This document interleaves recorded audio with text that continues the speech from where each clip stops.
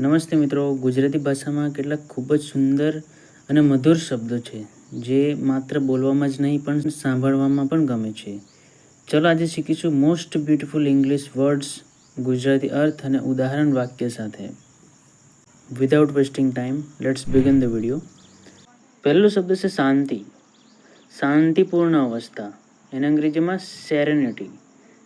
એને અંગ્રેજીમાં સેરેનિટી કહેવાય. सेरेनिटी शांति, शांतिपूर्ण अवस्था. एग्जाम्पल देखिए, I found serenity near the river. I found मળી, आई फाउंड એટલે મળી, સેરેનિટી શાંતિ, નિયર એટલે નજીક, ધ રિવર એટલે નદીની નજીક, મને નદી પાસે શાંતિ મળી. સેરેનિટી શાંતિ, શાંતિપૂર્ણ અવસ્થા. નેક્સ્ટ વર્ડ છે અત્યંત આનંદ, ખુશી. એને અંગ્રેજીમાં યુફોરિયા. યુફોરિયા. વાક્ય देखिए, she was in a state of euphoria after winning the prize. ઇનામ જીત્યા પછી તે અત્યંત આનંદમાં હતી. ઇનામ જીત્યા પછી તે અત્યંત આનંદમાં હતી. She was in a state of euphoria after winning the prize. અત્યંત આનંદ, યુફોરિયા. નેક્સ્ટ વર્ડ છે અલૌકિક. અલૌકિક અથવા અતિ સુંદર. અલૌકિક અથવા અતિ સુંદર. એને અંગ્રેજીમાં ઇથેરિયલ. ઇથેરિયલ. વાક્ય देखिए, the sunrise looked ethereal today. The sunrise looked ethereal today. આજનું સૂર્યોદય અલૌકિક લાગ્યું. આજનો સૂર્યોદય અલૌકિક લાગ્યો. ધ સનરાઇઝ સૂર્યોદય મિત્રો. લુક્ડ એટલે લાગ્યું, દેખવામાં લાગ્યું. એથેરિયલ અલૌકિક. નેક્સ્ટ છે શાંત વાતાવરણ. શાંત વાતાવરણ, ટ્રેન્ક્વલિટી. એને અંગ્રેજીમાં ટ્રેન્ક્વલિટી. ટ્રેન્ક્વલિટી. એક્ઝામ્પલ देखिए, we enjoy the tranquility of the garden. We enjoyed the tranquility of the garden. અમે બગીચાની શાંતિનો આનંદ લીધો. અમે બગીચાની શાંતિનો આનંદ લીધો. We enjoyed the tranquility of the garden. શાંત વાતાવરણ. ટ્રેન્ક્વલિટી એટલે શાંત વાતાવરણ. નેક્સ્ટ છે બ્લિસ. બ્લિસ એટલે પરમ આનંદ. પરમ આનંદ, સુખ. સુખ, પરમ આનંદ. બ્લિસ તેને અંગ્રેજીમાં. વાક્ય देखिए, spending time with family is pure bliss.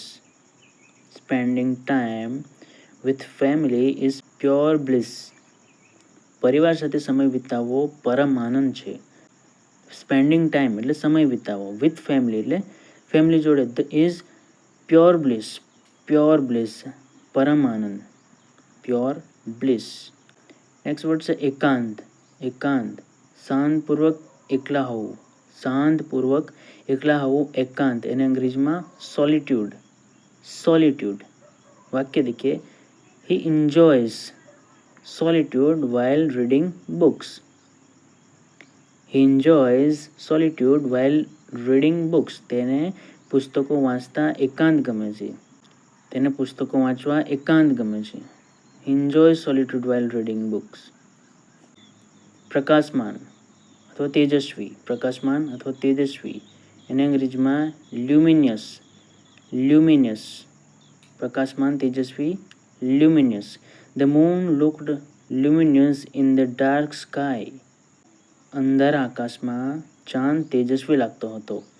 અંધારા આકાશમાં ચાંદ તેજસ્વી લાગતો હતો. પ્રકાશમાન, તેજસ્વી લાગતો હતો. The moon looked luminous in the dark sky. Next છે ઇટર્નિટી. સદાકાળ અથવા અનંત. અનંત અથવા સદાકાળ, ઇટર્નિટી એને અંગ્રેજીમાં. વાક્ય देखिए, love is eternal and lasts for eternity. Love is eternal and lasts for eternity. પ્રેમ શાશ્વત છે અને સદાકાળ રહે છે.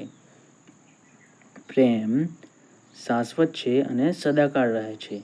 ઇટર્નિટી એટલે સદાકાળ અથવા અનંત. નેક્સ્ટ વર્ડ છે અણધારી સુખદ ઘટના. અણધારી મિત્રો, જે સુખદ ઘટના આપણને ખબર પણ ના હોય, અચાનક આપણે બહુ એવી ઘટના બની જાય કે આપણે બહુ જ ખુશ થઈ જઈએ. અણધારી. અણધારી સુખદ ઘટના. એને અંગ્રેજીમાં સેરેન્ડિપિટી, અણધારી સુખદ ઘટના. Meeting my old friend was pure serendipity. મારો જૂનો મિત્ર મળવો એ એક અણધારી સુખદ ઘટના હતી. Meeting my old friend was pure serendipity. Next word છે મધુર અવાજ, કાનને મીઠો લાગતો મધુર અવાજ. એને અંગ્રેજીમાં મેલિફ્લુઅસ, મેલિફ્લુઅસ. મધુર અવાજ, કાનને મીઠો લાગતો મધુર અવાજ. એક્ઝામ્પલ તરીકે હર મેલિફ્લુઅસ વોઇસ ટચ્ડ એવરીવન્સ હાર્ટ. હર મેલિફ્લુઅસ વોઇસ ટચ્ડ એવરીવન્સ હાર્ટ. તેના મધુર અવાજે સૌના હૃદયને સ્પર્શ્યું. તેના મધુર અવાજે સૌના હૃદયને સ્પર્શ્યું. ઓકે મિત્રો, શબ્દો પસંદ આવે તો વિડીયોને લાઈક જરૂરથી કરજો. Thanks for watching.